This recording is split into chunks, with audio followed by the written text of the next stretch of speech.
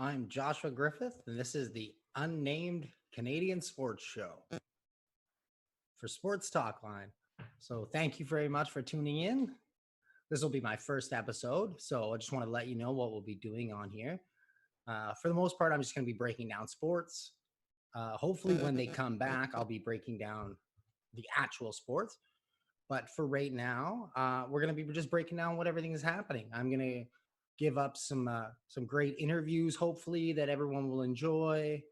Going to be having some guests on from Sports Talk Line to go over various things, and basically just giving you a rundown of sports, what's happening throughout the world. So one of the only sports that is happening at the moment is the Korean Baseball Organization.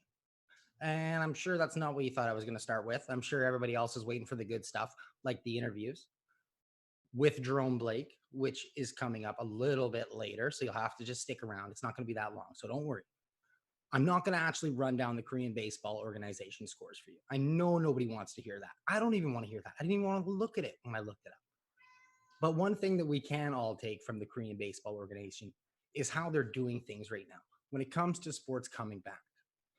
So there's a lot of things with masks and social distancing that they're trying to still, include in sports. It's going to be harder with some of the other sports, but with baseball, they're able to do it a little bit. For instance, the players are getting tested, and for anyone who doesn't know what the tests look like, search up some of those Korean Baseball Organization players who are posting the tests that they get every day. It's not something that's nice. It's not something that you want to get every day. Okay. So this is kind of the parameters of what we're going to have to look at when the rest of sports come back.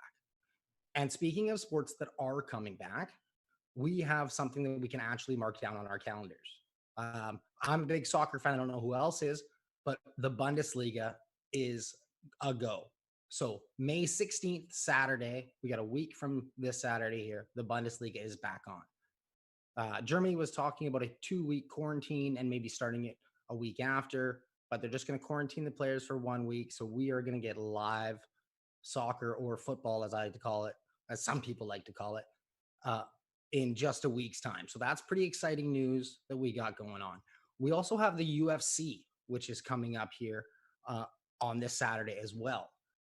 So we got sports even before that. And for somebody who doesn't like sports, or doesn't like, I love sports, but who isn't that big of a UFC fan, even this card I can kind of get excited about.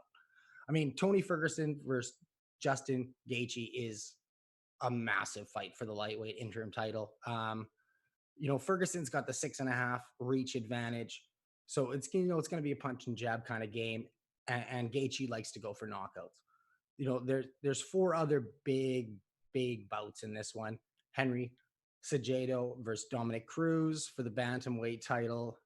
Francis Ngannou versus Jairzinho Rozenstruik. I don't know how I did on that name, but I don't know. You guys can grade me later. That's going to be a big one in a heavyweight fight. We got Jeremy Stevens versus Calvin Kattar on the lightweight, and Greg Hardy versus Jorgen De Castro in another heavyweight fight. So that's all going to be exciting for the UFC. And then they have a lot of cards coming up here. So it'll be exciting to watch that. And so let's move on to some more sports news. The NHL has been talking more about their hub cities. They originally wanted to go with the, everybody quarantine all the teams in one spot. They're, kind of wanted to move it to 4 cities.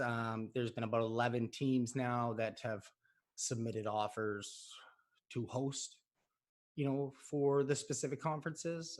We'll see how that moves on. But it looks like right now that the NHL will be scrapping the regular season. Larry Brooks and Elliot Friedman have both reported that the NHL just wants to move right into a playoffs with 24 teams. So they'll do about 16 3-game playoffs just kind of to get in, and then they'll just finish off the playoffs, which is kind of what a lot of people figured. The playoffs are the big money maker, and they're going to also want to start the next season right on time. So moving on to another sport that I guess it's a sport. Golf's a sport, but I don't know what this is. So Sunday on May 24th, we have Tiger Woods and Peyton Manning versus Phil Mickelson and Tom Brady. So if you like betting, watch it. I don't know. We're going to have other sports on by then. Bundesliga's going to be back. I don't want to talk about that anymore. Okay, let's move on. Let's talk about the NFL, which seems to be the only sport that hasn't been interrupted by any of this. I mean, oh no, boohoo, they couldn't have their draft in Vegas. Well, they've still had pretty much everything else. And they are going to be announcing their schedule tonight. And looks like they're going to be moving forward with a 17-game schedule starting ahead in September. And they've even claimed that they're going to have fans for it. That's a little bit of a naive move, but we'll see what the NHL or the NFL does, because they like to just, kind of set the tone for things. And when it comes to the Major League Baseball and Rob Manfred, they don't like to set the tone at all or get things right. So we haven't really heard anything from them. They're kind of just going to be waiting on what the other leagues are doing. If, they're going to be moving teams to a certain city, if they're going to just do grapefruit leagues, everybody's playing in 5-6 teams in an area, but they haven't really come out with anything, and that's not surprising. The NBA, which is usually the forefront of these things when it comes to news, have been a little bit quiet, despite the fact that they are allowing now players to head back into their gyms with really, really strict restrictions. I mean, just 4 players in a gym, they can't be 6 feet, 12 feet within each other. So it's a little bit ridiculous for that. I don't know how they're supposed to, get ready for a season. Same goes with MLS. The players have started to head back to their training facilities in the respective counties and jurisdictions that are allowed, warranted on their health associations, obviously. A little bit of Whitecaps news, as Yordi Reyna and Yasser Khamira were out playing a little soccer at Andy Livingston Park last night and are both now on 14-day quarantines. So that comes right at the brink of players being allowed tested back. So that was very bad timing. It doesn't surprise me with Yordi Reyna, but I mean, God, as long as he can keep doing it on the field, I mean, I guess go play your soccer in quarantine. No, don't do that. Stay at home. So more with the NHL, I mean, there was a little bit of Canucks news in the last couple of days about Jim Benning and Judd Brackett and the various scouting stuff. I don't really want to get into that. That was really negative. I'm going to try and keep it a little bit positive on the show just because of the times. I don't really want to burden everybody with just terrible NHL news. And that's what we've had in the last couple of days. If anybody else seen the other stuff, I'm not even going to mention his name because he doesn't deserve the time on my show. So with that being said, I'm sure what a lot of people are waiting for is my interview with Canadian track and field athlete Jerome Blake, which we sat down a little while ago and we talked about pretty much everything. We talked about his move from Jamaica at 13 to Canada and just being, recognized as a track athlete. He was, he had very high praise for his track coach. He had a lot to talk about the RBC Training Ground. It was just a really great sit down. So, I don't know. I just want to, I got my producer on here. So if anybody doesn't know, that's why I got these things on my ear. It's not just because, I am hard of hearing, if anybody knows, but so I got this thing on my ear. So just want to make sure that my producer has this ready to go. So you guys, I don't think will be able to hear it, but he'll be able to talk to me in my ear or post something or yell at me or I don't know. But so here we go. So I hope everybody enjoys. This is my interview with Canadian track and field athlete Jerome Blake. Hi, I'm with Jerome Blake, Canada track and field athlete, and he's been nice enough to join me today. So we're going to talk a little bit of track and field. We're going to talk sports. We're going to talk a little bit of everything, especially with COVID-19 right now going on. Thanks for being here with me, Jerome. First and foremost, I'd just like to ask, how are you doing? Hopefully your family's staying safe and you're doing safe. Everyone's doing good. Yeah, thanks for having me. I really appreciate it. And everyone is doing well. Family's doing well. My mom's an essential worker. She works in one of the nursing homes. So she is, she's been at work for, quite some time and went up to visit them on the weekend and, saw her for a couple hours. And, didn't really had a chance to like get close to at least give my moms a hug. But I mean, at the same time, you got to respect the boundaries and respect all the rules that were set in place, for our safety and everybody else's safety. Yes, absolutely. I had my Thanksgiving dinner with my dad this year. It was a takeout dish all set up for me on the outside of his house, and we watched a bit of an old school baseball game through the sliding glass window together. So, Oh wow, that's a little tough, but I mean that's not too bad though. no, it's just sign of the times, right? So, Yeah. but yeah, so I'll just get right into it here with you. So yeah, I mean, you got into track and field. You came over to Canada. You were originally born in Buff Bay, Jamaica. Yeah. If I got that correct. Oh yeah, that is correct. Yeah. So I was just like, wondering about, if you got into track and field when you were really young, and like how kind of that came about with you in Jamaica and stuff. If it started then or if it started later when you moved to Canada. The crazy thing is like Jamaica is set up in a way where there's three sports that everybody does. It's either cricket, soccer, or track and field. And if you're not doing any one of those three, you're not really doing sport. That's pretty much the top three that everybody does. Like, every single kid grew up and like, oh, I want to be Usain Bolt, or I want to be like one of the world's most famous cricket players from Jamaica. His name is Brian Lara. Everybody wants to be like him, or Chris Gale or something like that. And then with soccer, everybody wants to be a Leon Bailey or Sterling or somebody like that who is of Jamaican descent, and everybody wants to be like that Jamaican person. While I was growing up, I was heavily involved in cricket. I even to this day I still love cricket. So I played cricket from I was really young because that's a sport my dad loved, and me and my brother played. So we've always been like big fans of cricket. And then when I turned 14, I started doing track and field. I started off as a high jumper and long jumper. So that's kind of what I liked at first. I was okay at it, but I wasn't the best, but I still, I loved the sport. So I kept trying and I kept working really hard. And, I become one of the better kids in my high school at, high jump and long jump. So, I mean, I had my opportunity to represent the school a few times and stuff like that. So, I mean, and then, it was never really something that I really looked at in a way where I'm like, oh, like, I'm going to go to the Olympics. I obviously knew what the Olympics were. And, I never really had it in my mind that, oh yeah, I'm going to train for the Olympics one day. So it's just, when I moved to Canada, I met my first coach. Her name is Pat. She's in Kelowna. And, we met at the track. I think it was like the second week I was in Canada. And then she's like, we just started talking about track and field at the track. And, it was one Sunday, me and my brothers were at the track. We were just, because on Sundays they play soccer. So we're just, just walking around, just like trying to like see what's going on. And then, I ran into her and she's like, oh, like, are you from, and I told her I'm from Jamaica. She said, oh, you must be fast. I'm like, that's not me. I can do high jump and long jump, but I can't sprint. So she said I should come out to practice on Monday. So I went, and then she's like, oh, like, you're going to be so good at sprinting. And I was like, I don't think so. Because growing up in Jamaica, what like when someone is fast for their age, And I was turning 17, so like I never really, I was turning 17, so I never really thought like, I didn't even think like I had a chance to really be good at,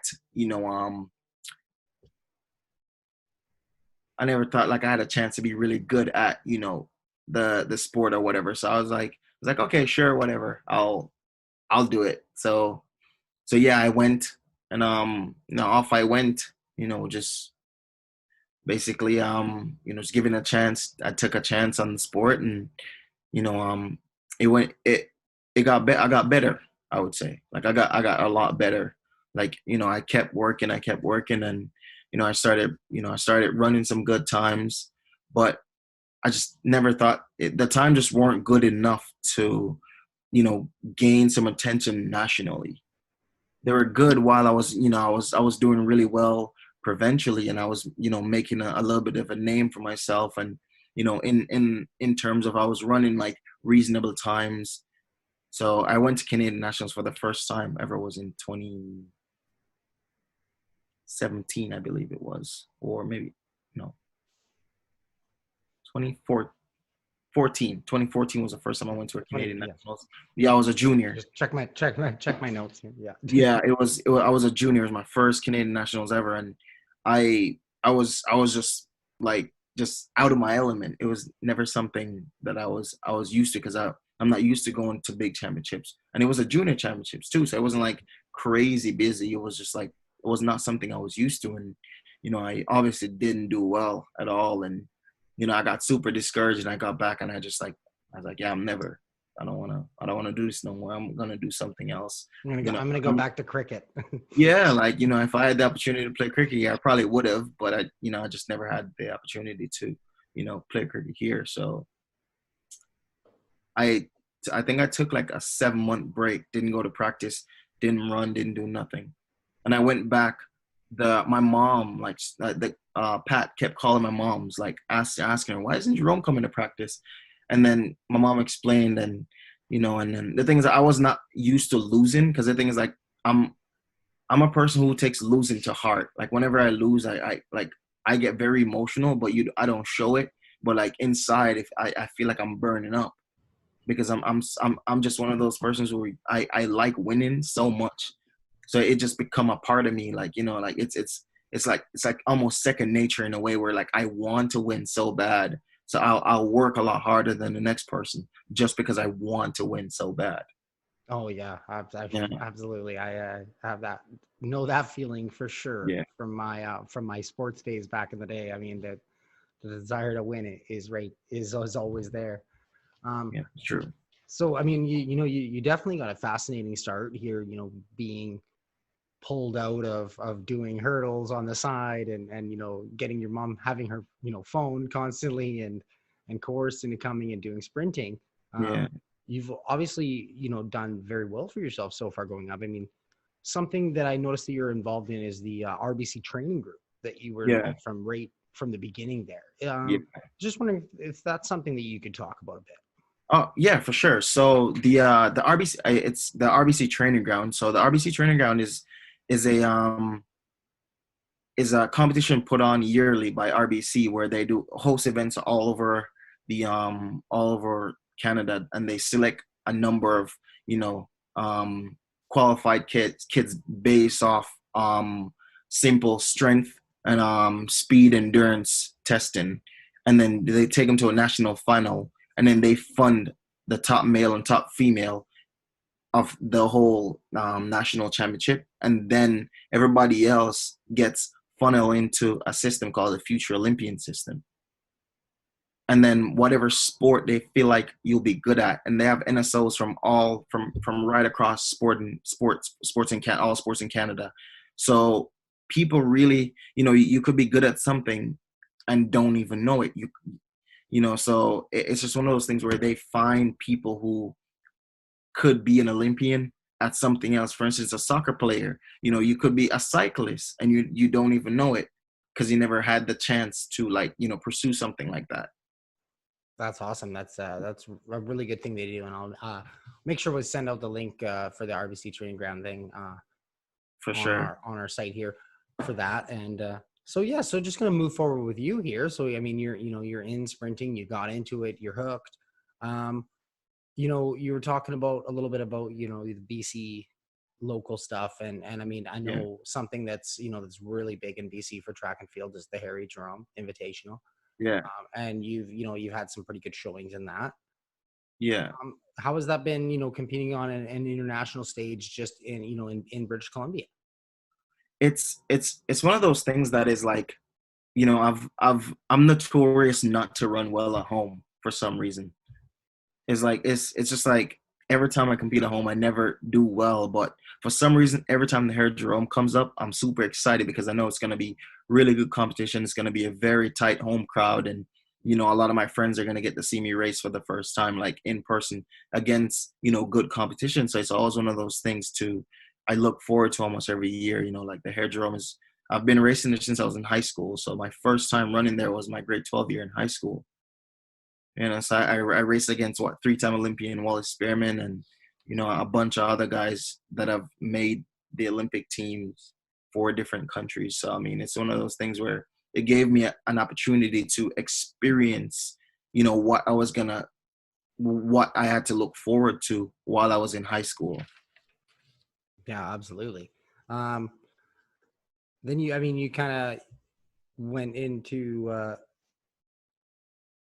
sorry, where am I looking at here? Sorry, I apologize. My roommate started to do some laundry, and I was trying to get his attention with a note Yeah. to not start doing laundry. So I hope it's Yeah. not too loud in the background for anybody. But yeah, so you ended up getting the qualifying for the World Championships in Doha.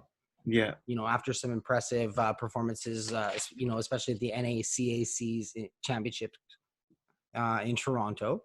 Yeah. You could almost chalk that one up as a home Yeah. one. Yeah. That's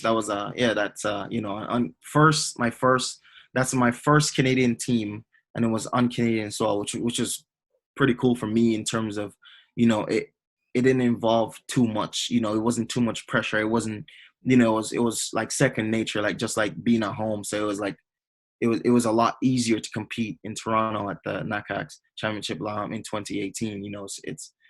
It was a lot of fun. It was a great experience for me, and making my first senior final, representing Canada was always been on my mind. Like, if I make the finals, I'll be happy, and then whatever happens in the finals happens. And I was lucky to finish 5th, and I was really happy with the outcome, but still not satisfied in a way where I know there's more. So I still have to keep working and get used to the idea of like, hey, you're racing against the big boys now. You gotta learn and understand that you're not gonna win every race, but it's all about competing at your best. So that's what I've been learning, and I would say one of the best things that ever happened to me was having a mentor that's been through the entire thing before, 2 times over, 3 times over. So my mentor is Aaron Brown. So he's been through the Olympic system more than once. He's been through it, So it's one of those things where they help you based on stuff they've experienced already. So they can teach you stuff that you have to experience, but you don't have to stumble and fall like they did. That's funny that you mentioned that. I mean, I was gonna say I love it because you're almost doing my interview for me myself. You're knocking off all the questions that I was gonna answer, and it's just perfect. I was just gonna say, I noticed you and Aaron Brown kind of developed a relationship, and he took on a mentor role with you. I was just gonna ask you to talk about that a bit, but I mean, if you could elaborate a little bit more on it, like where did it start, sure. and how was it racing, together at the NACACs, and then together, I guess, being, I mean, you were an alternate in Doha, but you were there, you were with the team. I mean, I'm sure that was just a surreal event, especially to be part of it with him. Yeah. It's always fun with all those guys, because they've all, most of them have been to the Olympics once or twice already, and most of them are Olympic medalists and stuff like that. So it's one of those things where, they're there for you. Like, that was my first world championships ever. That's my first world, like, it's like a world championship. That's my first, like, my biggest event in track and field to date. So far. I mean, I ran at Pan Am's, and it was, and I feel like what Pan Am's was like one of the things that really set our relationship in a different way, and he wasn't at Pan Am's. Like, Aaron wasn't there, Andre wasn't there, so it was just like, me and like a bunch of the other guys, and I had a 200, and he texted me like before I raced, and he's like, hey man, like, listen, you've done this a couple times already, what you're doing. You just got to remember, like, the gun go, just get up to speed, do your thing, and and just remember, just run fast, turn left. And I was like, so I started laughing. I was like, oh, that's kind of funny. But it's one of those things where he's been there, from because when I did the RBC Training Ground, one of the things that they did was, so that there's the RBC Olympians. So now I'm an RBC Olympian. So I've graduated from a future Olympian to an RBC Olympian, to where they give you a few younger kids to mentor them as well. Like, you teach them based off stuff that you've experienced, and you try to help them while they're growing as athletes. That's And fantastic. yeah, so I love how they take it all full circle. yeah, yeah, and it's one of those things where he was my mentor, and then he taught me a lot based off, things that he know, like, you got to remember, like, training is just like competing. You got to make sure if you have a 10% to give in training that day, give the 10% and then go home knowing that you give it your all, and then come back the next day and give whatever you have, and make sure every day you go, you're giving everything you have. And and that's how you grow, and that's how you get better as an athlete, and make sure everything that you do off the track complements what you're doing on the track. And those are things that I've put in place and changed my life around. And things have been working, but it also is it's an uphill battle. It's not always going to be a smooth road and just open road by yourself, just smooth and just doing what you're doing. But there's a lot of bumps, and there's a lot of bumps and turns in the road. And I've faced a lot of stuff that has happened already, and I'm still fresh to everything. And I'm glad I had all these guys to really you know tell me some of the things that I would face. So, and like, tell me, how to deal with it and everything. So, before I even experience it, because like one of the things that a lot of people don't know, like, say you're going to train for the Olympics and actually doing it is a different situation. Yes, 100% it is. Yeah. I mean, and anybody can say that. So I'm with Jerome Blake here, Canada track and field athlete. You talked a bit about just, your training regime a little bit, just your mentality about things and where you picked it up. I mean, you've only been in track and field now for 6 years.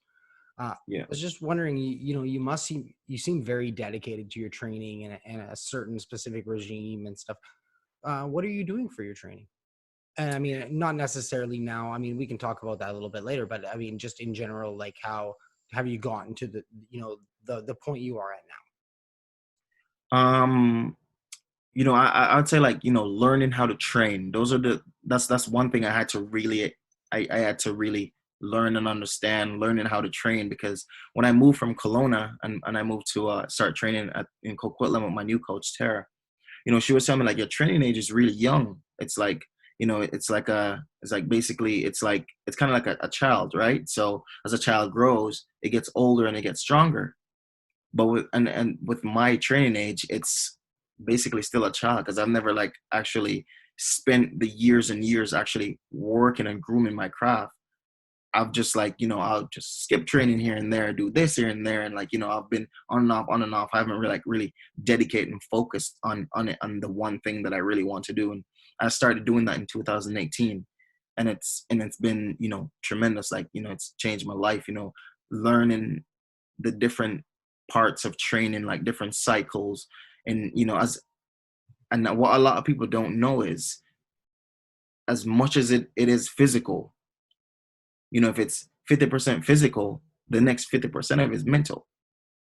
So that's the one thing, that's the next part that I had to learn and understand, that the mental piece is just as important as the physical piece. So you have to train your mind while you're training your physical system to be good. You got to train your mind to be just as good, because you can train really hard and you're in the best shape, but if you're not mentally strong to race, you won't perform at your best. So now? those are some things that I had to really, learn and train my mental state as well as my physical state. Yeah, no, I mean, that is something. And especially in 6 years, like you said, you're just getting started. I mean, which is just absolutely exciting for anybody who's interested in the track and field, like I am. I mean, watching Andre DeGrasse come up, and then Aaron Brown, and then, yourself, been following you for the last couple of years, and was been really excited to see it. Was so really excited for the future for you. You seem to come from a pretty big sports family. I mean, your brother is a bit of a football player for an old football conference that I used to play for, the BC High School Football League, Yeah. out in Kelowna. So, like, is that like you said, I mean, you talked a bit about it in cricket. I mean, does your mom do any sports? Is this in sports has been around your whole life, basically? Yeah, it's sports have always been a part of my family. It's been a part of our life ever since, growing up.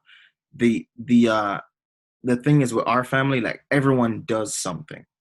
Everyone has to do something, like no one's really inside, like, it's the way our family works. Everyone's super sporty, everyone loves sports.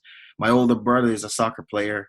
My younger brother is a football player, as you mentioned, and I'm in track and field. When my mom was growing up, she played volleyball, and she said she threw the shot put in high school. I know my dad is a diehard cricket player. I know that for sure. He'll if God was giving out, citizenships for heaven, and the only thing you got to do is pack a suitcase full of clothes, I'm pretty sure just bring a cricket bat and just go by himself. He doesn't need clothes. So that's just how that's how my dad operates. But he's very support. They're all supportive of what we do. So the thing is with our family, as much as we love sports and we love competing with each other as brothers, we try to do different sports. So the tension and the competition doesn't come home. Yeah, We want to be competitive outside the door, and then like once you come home is where you relax and try to like not think about sport and like a stressful day with sports. It's where you just come to relax and forget about your day and then move on to the next. So we try to do different sports so we can be supportive of each other.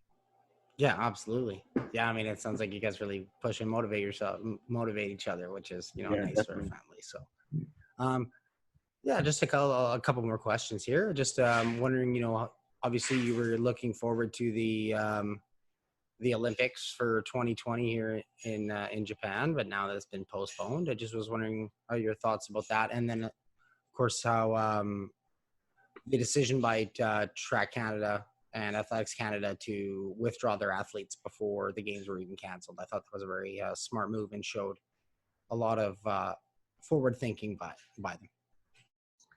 I me personally, I think, coming from my standpoint as an athlete, an athlete is always going to be defensive of what they want the most, which would be, like at this time we would have a meet this weekend, have some meet, preparing for nationals and all that stuff. But I feel like, when it comes down to something like this, where people are actually losing their lives, we're losing family members and stuff like that, I think, it's safety first, I would say, and then prevention. There's a saying, prevention is better than cure. So if we can prevent, other people from, losing their lives, I think that's a smart decision to, protect the people who you can while you can.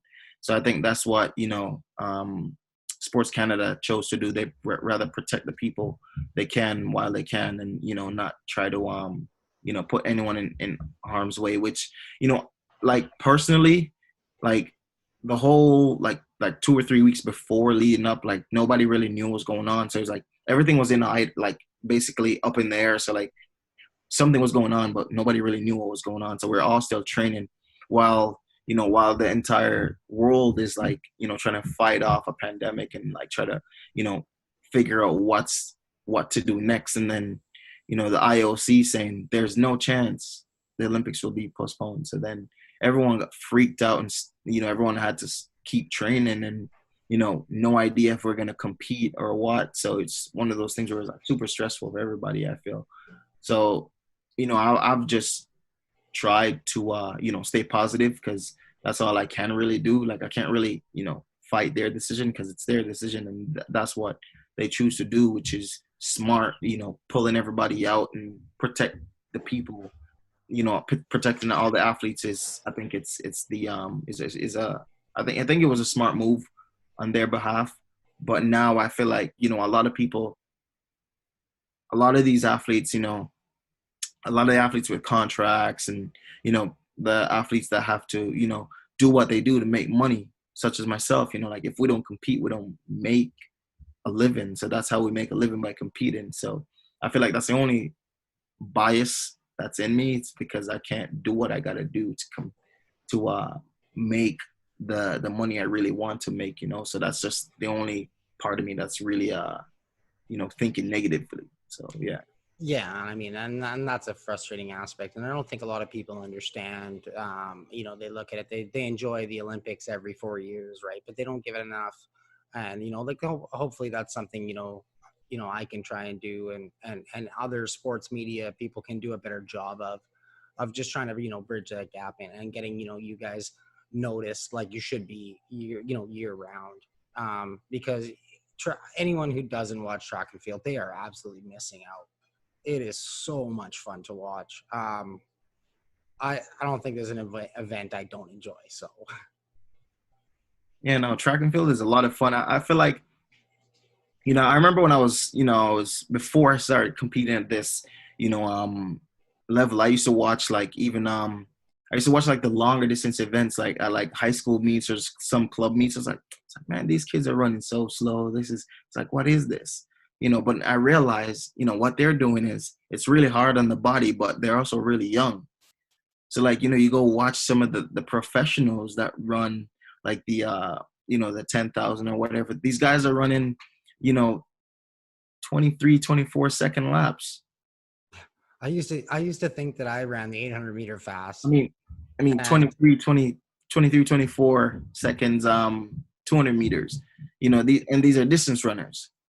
And these are guys that, everyone thinks they're slow. So it's kind of like mind-boggling to watch these guys run so fast. And and even like most of the other events like javelin, watching people throwing a javelin so far, it's like it's impressive. The older you get, I've gravitated more to the sport now, like being older and like being able to see like a lot of professionals, do what they do. It's really impressive to watch that. yeah, absolutely.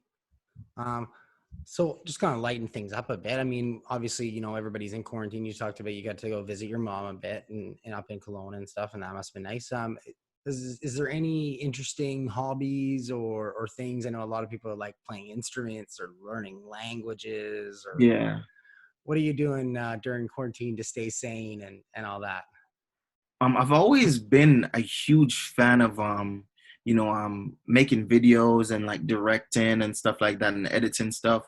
So as of lately, I've been like, you know, making really funny videos and just videos of me doing stuff that normal people wouldn't think. Why are you doing that? So like even today, I went to my friend's house like we've you know we've been basically living together. So like Yeah. it's one of those things where we're together. So it's like we're basically in quarantine. So what we did was I don't know if you ever heard of MTV Cribs before. Yeah.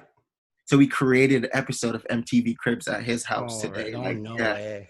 Yeah, so that's what we spend pretty much all day today doing, like creating an episode of MTV Cribs in a couple seconds. So it's actually kind of funny. So, just like doing stuff like that, that just bringing up my creative side, just like letting people know who I am personally. Cause, personally, like because like if you see me across the street walking, like you look at me, you probably be like, oh man, you would never talk to anyone based off my face expression and just how I look.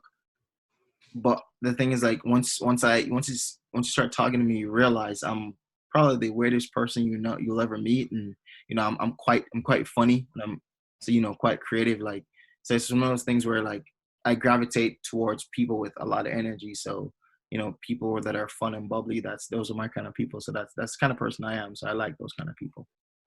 That's fantastic. I mean, that sounds like a pretty good thing to be doing right now. Doing during this time Yeah, to keep sane and to bring some joy to yourself and yeah, others as yeah, well. definitely. It's a challenging time for a lot of people right now. Like even me, like it's I'll wake up. It's like, oh, I gotta meet the next week, and it's like, ah, no, I'm not racing.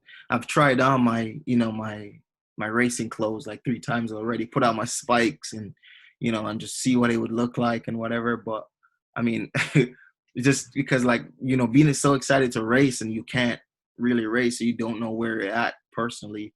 It's it's quite hard. So I try not to like dwell on it too much. But it's hard not to think about it because every time you go on the internet, you're seeing different things about your sport. So it's like kind of hard not to think about what you got, what you have, coming up or what you're missing, kind of. Yeah, and then you got these pestering sports guys who want to do interviews and remind you that there's no sports on and you're not doing it.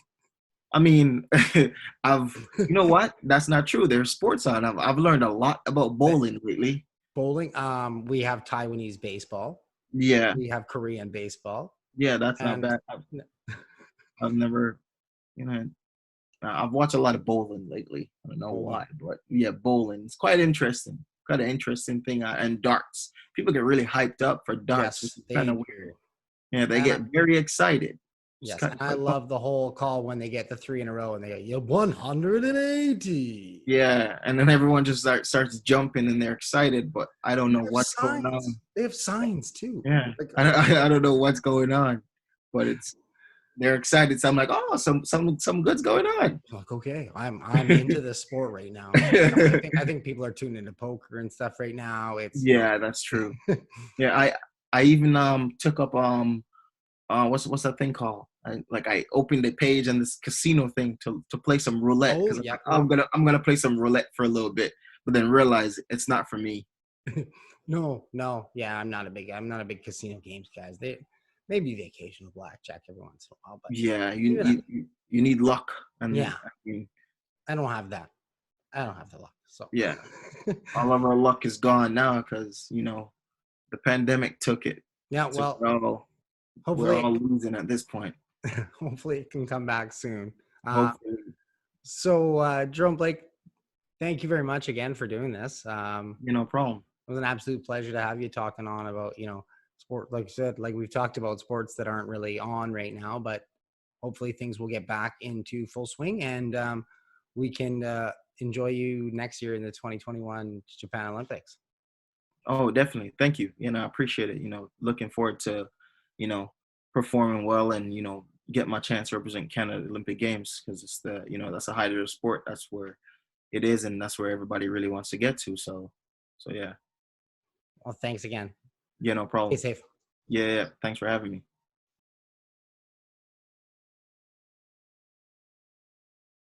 If you can give me a count. 5, 4, 3. Oh, wait, sorry. Oh, wait, 1 second. All right. I'm bringing you back in right now. Welcome back to the Unnamed Canadian Sports Show. I really hope you enjoyed that interview with Jerome Blake as much as I did doing it. That's something that we're going to be doing here a lot on the show is featuring Canadian athletes, whether they be track and field, whether they be NFL athletes, just kind of people that don't get their names out as much as they should. Because that man was a absolute pleasure to talk to. We ended up actually talking for probably about 40 minutes after the interview ended, just about a ton of different stuff. He's so well spoken. It was just an absolute pleasure. So actually, when it comes to Canadian Olympic news, we have a little bit more to announce on the show here. It was an announcement yesterday by Track and Field Canada, but Evan Dunphy in race walking and Trevor Hoffbauer and Dana Podorski in the marathon have all been earned early recognition to go to the 2021 Japan Olympics that is going to be running from July 23rd to August 5th. So that's really great to hear. That's super great news. So yeah.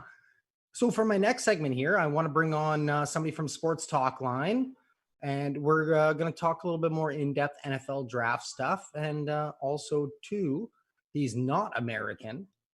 He's from Australia. So we're going to talk a little bit more sports that might be coming on.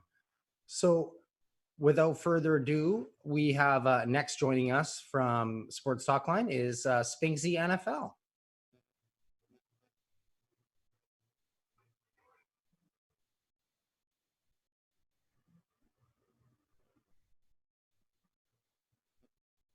So it's just connecting here.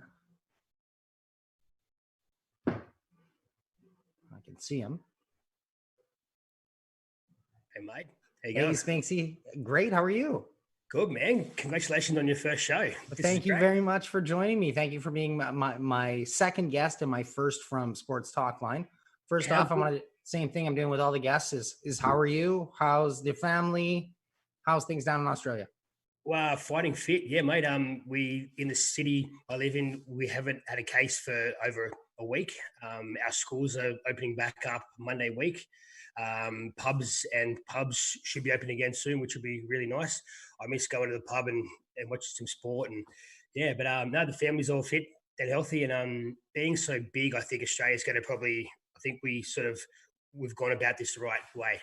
So we stayed home for a good couple of weeks, and it looks like we're virus free. So hopefully coming into winter now we stay that way. So nice, and we can open up again. And I'm sure we'll talk about this after, but sports back soon. So excited, man. Yeah, I'm really happy to hear that. And yes, there's sports coming back, and not only the Bundesliga, and do we have Korean baseball and UFC coming up, but something I didn't mention really because I wanted to save it for my next guest here, Spinksy, is we have a ton of Australian sports coming back. Do we not? Yeah, we sure do, mate. Looks like the rugby league will be back on the 28th of May. So we're looking about 3 weeks from tomorrow.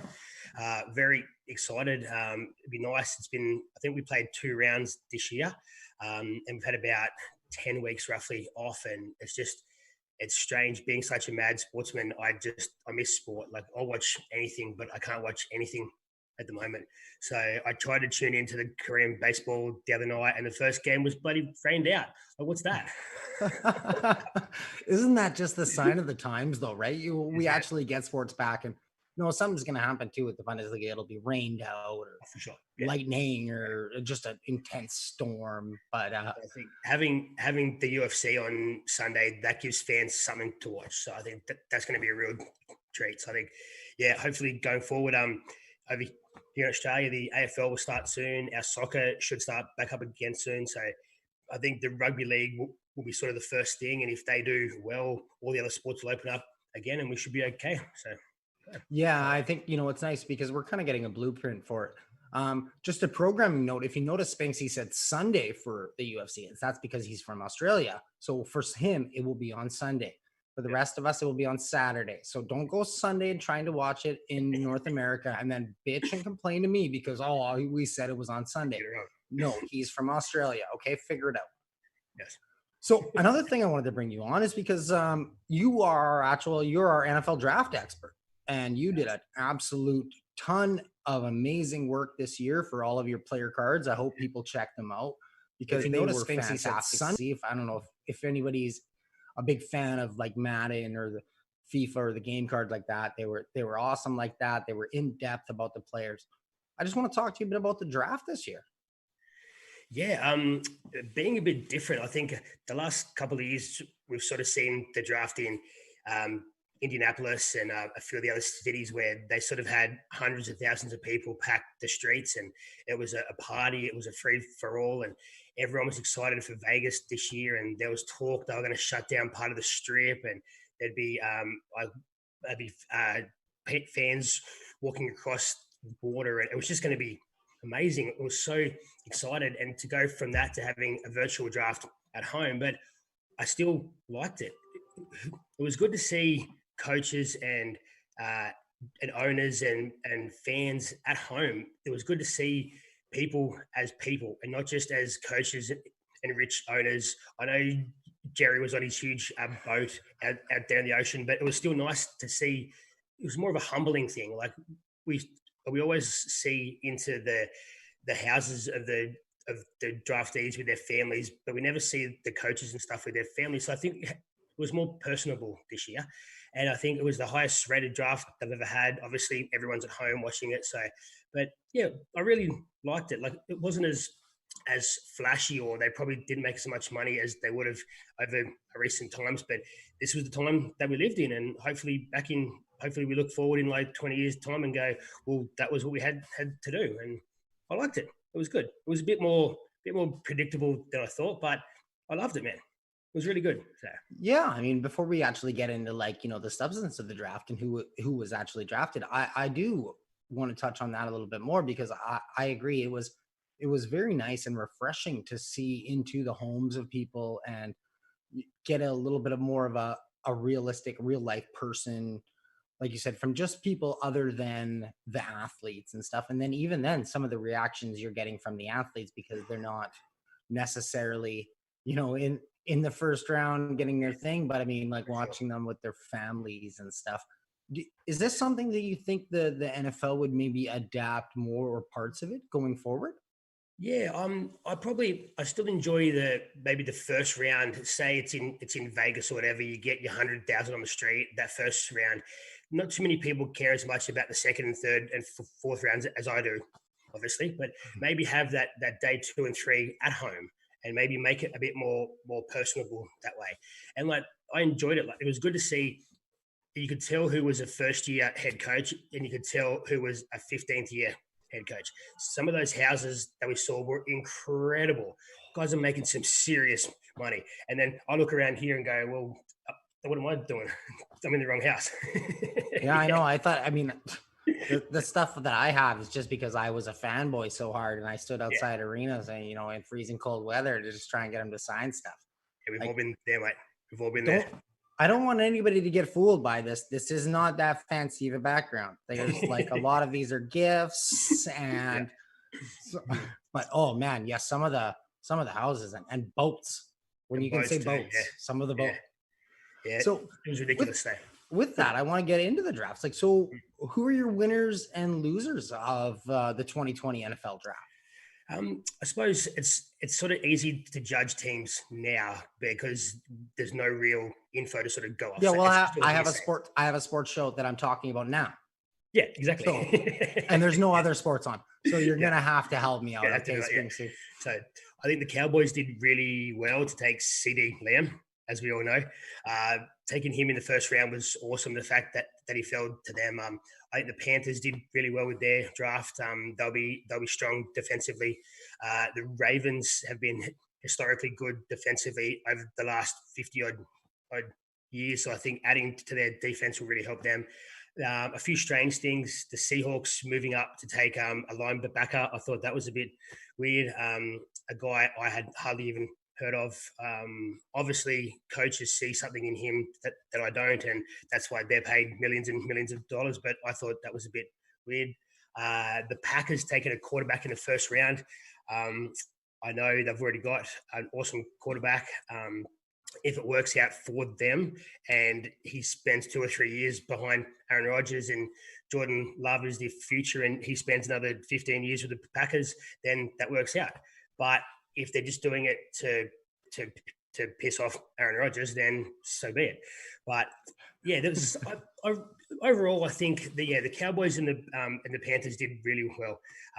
Packers fell apart there at the end, and the Patriots, they didn't seem to do much for a team that's been historically awesome on the field. They've never really drafted terribly well, so I think they just kind of see the draft as a time to add backups, and that's what they did. So Belichick seemed to sort of sit there or not sit there during the draft, and we saw his dog sitting in the chair more than we saw him. So speaking of Bill Belichick's dog, I mean, I didn't have this down in my notes, but since we're kind of talking about it, what are we thinking of Stidham? It's hard to say. I know Cam Newton's still a free agent. I think Cam Newton's one of the only decent quarterbacks that's still a free agent. Cam's had a lot of injury history over the past couple of seasons. So I think if we weren't in a lockdown at the moment, teams would be able to get Cam in to sort of have a medical and sort of look over him. But Cam's probably on the sideline at the moment because of that. You never want to say Belichick is wrong because he's done so many awesome things, but Stidham's probably not their man going forward. Whether they're tanking to get Trevor Lawrence next year, maybe. Whether in a couple of weeks they sign Cam Newton, whether everyone's wrong and Stidham turns out to be the next Tom Brady, who knows? But you can never sort of write off the Patriots. But their division is getting stronger every single week, and I think they're going to struggle hard this year. So see what happens. Yes, I did also see the thing about the Patriots tanking for Trevor Lawrence. And I had a good laugh reading that because I said, no way in hell is Robert Kraft ever going to tank his team. No way. So, but look, if you spend 1 year with the public hating you and you tank and not trying for a quarterback that could potentially be there for another 20 years, I'd take that. I'd That's take that too. So yeah. Well, another reason I wanted to bring you on my show is because you, like me, also have your own show, which Yes, I probably will not be a part of because my NFL draft knowledge and scouts, I mean, unless they're Canadian. I mean, if you want to talk Chase Claypool, I'm on all day. Man, yep. But yeah, so you got your own show. Let's hear it. Myself and Nate Dowdy, No Remorse Sports, will be hosting a college football show starting at 3 p.m. Pacific time on Saturday. For you guys in the US, 3 p.m. Pacific time Saturday. This will be every Saturday going forward. That time might change once the college season starts off, but it looks like we will have that as our time slot. So very excited. Can't wait. Really, the first week or two, we'll probably talk about the draft as that's sort of the most recent thing. Going forward, we'll break down conferences. We'll talk about overs and unders with teams for this year, how teams prepare for their season without really having to be able to let guys in. I know a few teams are sort of opening up for spring training soon, which I'm not sure they're allowed to do, but we'll talk about that on the show. Also, the name, image, and likeness law has changed, and that looks like it's going to change for the better. So hopefully we'll have some football soon. I'm so excited. So if all you people in the States do the right thing, we'll have some football soon and should be good. Yeah. Well, thank you very much for joining me, Spinksy. And we look forward to seeing your show. So people will have to check that out. Thanks, guys. 3 p.m. Saturday. 3 p.m. Saturday. Can't wait. Thanks, mate. Cheers. Yeah. So that was NFL Spinksy, and make sure you turn into his show. And he says Sunday, like I told you, he's Australian, so it's actually Saturday for North Americans. So we're gonna wrap things up here. A little bit short of an hour, but we'll see how long that I spitball for. So I really hope that everybody enjoyed it. In the future, I'm gonna be having lots of interviews and guests on. We're gonna be having little spots from various sports line people when we divulge into different sports. We're gonna have our experts in the various fields on. I'm gonna try and have tons and tons of interviews for you. I got tons of things lined up already for next week. I'm gonna try to have them on live because I didn't screw this show up too bad. So yeah, thank you very much for watching the Unnamed Canadian Sports Show. I'm your host, Joshua Griffith, and this has been a production for Sports Talkline. Thank you very much. And I forgot to say my catchphrase. I'm going to have a catchphrase. Love sports, all sports.